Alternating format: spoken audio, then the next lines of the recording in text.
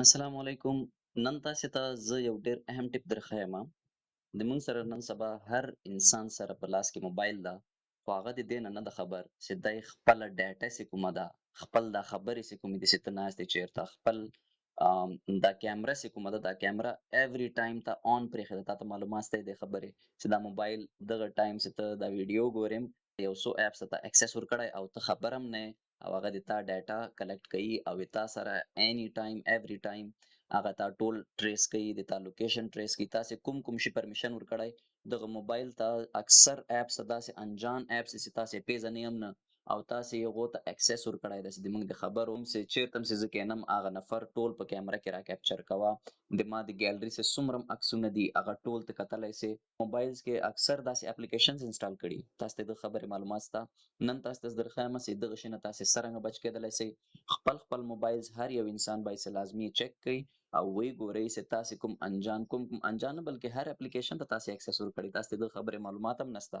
بیا موږ حیران یو چې یو شي په باره کې موږ صرف سوچ وکړو هغه شی موږ ته مخې ته څرنګه راسي. تاسې ته هغه چل درښیم چې کوم په تھرو باندې تاسې به وپوهېږئ چې تاسې کوم اپلیکیشنز ته اکسس ورکړی ده. د خپل مایک او د هر څه خپله سکیورټي، خپل د موبایل حفاظت په خپله وکړئ، د خپل ډاټا د خپلې پرایویسي حفاظت خپله وکړئ. اوکې، تاسې به هلته راسئ سیټینګز ته. په سیټینګز کې اکثر موبایلز کې هلته دا ایپس لیکلی ده، اپلیکیشنز، مطلب تاسې به اپلیکیشنز مینیو ته لاړ سئ. اپلیکیشنز کې سی آل ایپس د ما په موبایل کې دا اپشن راځي. اپلیکیشنز ته چې تاسې لاړ یا په هغه کې به تاسې لاړ سئ، دا ټول اپلیکیشنز تاسې وینئ. دغه ټایم زه تاسو ته یو اگزامپل درښیم. د انډرایډ دا تاسې وینئ، انډرایډ اکسیسیبلیټي سویټ صحیح شوه. دا رقم ته چې کوم د انډرایډ خپل اپلیکیشنز دي هغه انډرایډ سویچ دا رقم ته کوم انډرایډ چې دي هغه اوایډ کوي. هغه نه علاوه کوم ایکسټرنل اپلیکیشن یې تاسې کوم د پلی سټور نه انسټال کړي یا ټول نه غټه ریسکي خبره د ګوګل نه خلک ډاونلوډ کړي، ډېره غټه د ریسک خبره تاسې ټوله ډاټا یې هغه ته ورکړي. صحیح شوه. زه به راسم فیسبوک ته. په فیسبوک کې تاسې وینئ هر اپلیکیشن تاسې لاړ شئ، هلته به لیکلي دوه شیان دي، پاس نوټیفیکیشنز ده، بیا یو ټیب ده پرمیشنز. دا د پرمیشنز والا ټیب تاسې دې باندې ټیب کې کلیک کوئ.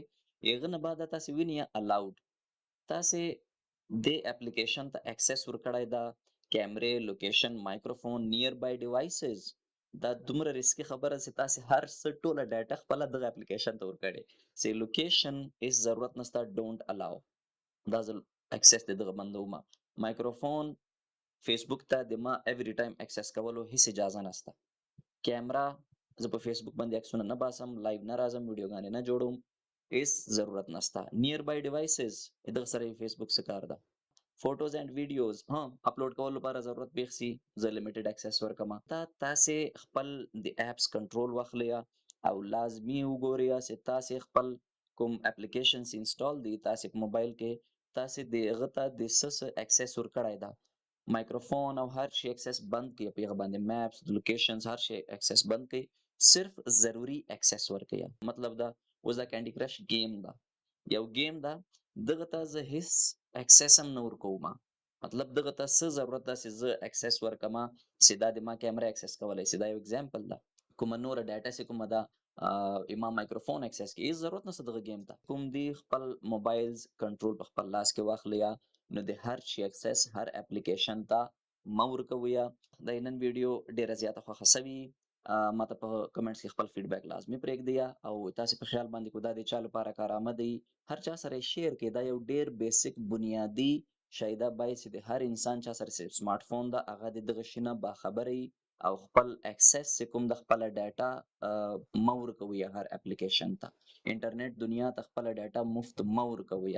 امید لرم چې تاسو به دا ویډیو خوښه سوي او لازمي شیر کړئ او د پښتو ایډ مونږ چینل چې کوم ده هر ځای کې سبسکرایب کړئ. وینو به تاسې د پښتو ایډ روانه بله ویډیو.